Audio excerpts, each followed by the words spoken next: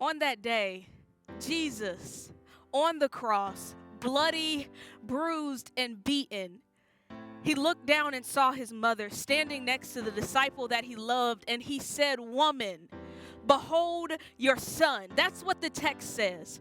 But what Jesus could have said in that moment, just as he said, "Woman, behold your son," he could have said, "Woman, behold your promise." Because Jesus was not just the son of Mary, but the promise of Mary, the call of Mary that she was about to watch take its last breath. She was about to watch it die.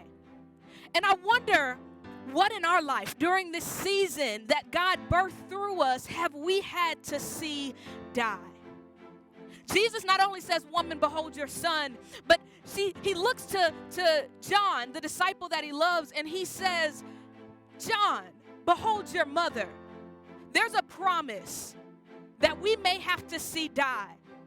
But God is so good, and Jesus is so just that he won't leave us empty-handed when the dream has to die. There is something else. There is another purpose. So son, daughter, disciple, friend, family, loved one, behold your promise. Because it is not over just because Jesus dies. He will rise again. And your promise, your anointing, your future, it shall too. So behold the promise.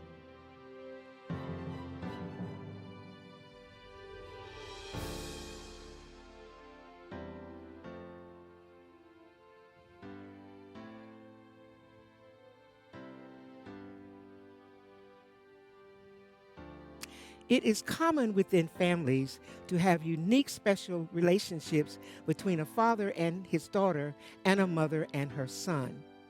These relationships between kindred hearts form deep bonds of care and concern. Additionally, the bond fulfills God's fifth commandment found in Exodus 20:12.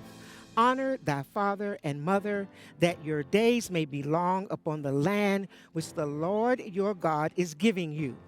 Furthermore, the bond was manifested to the natural eye on the day of crucifixion when Jesus presented his humanity and undeniable respect for his mother's future.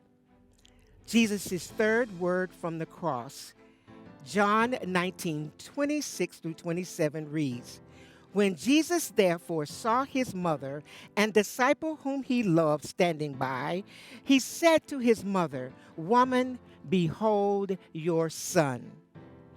In saying behold, Jesus meant look deeply with your heart and eyes.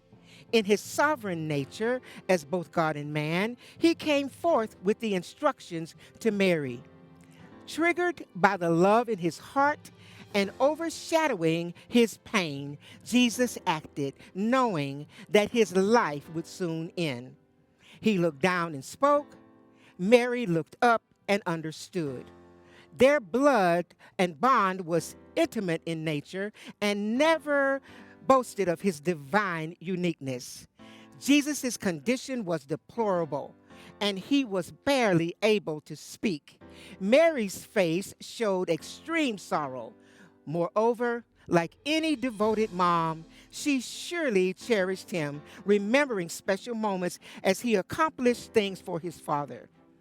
When Jesus said woman, not mother, or Mary, he was not disrespectful because woman was an accepted term in the Jewish culture.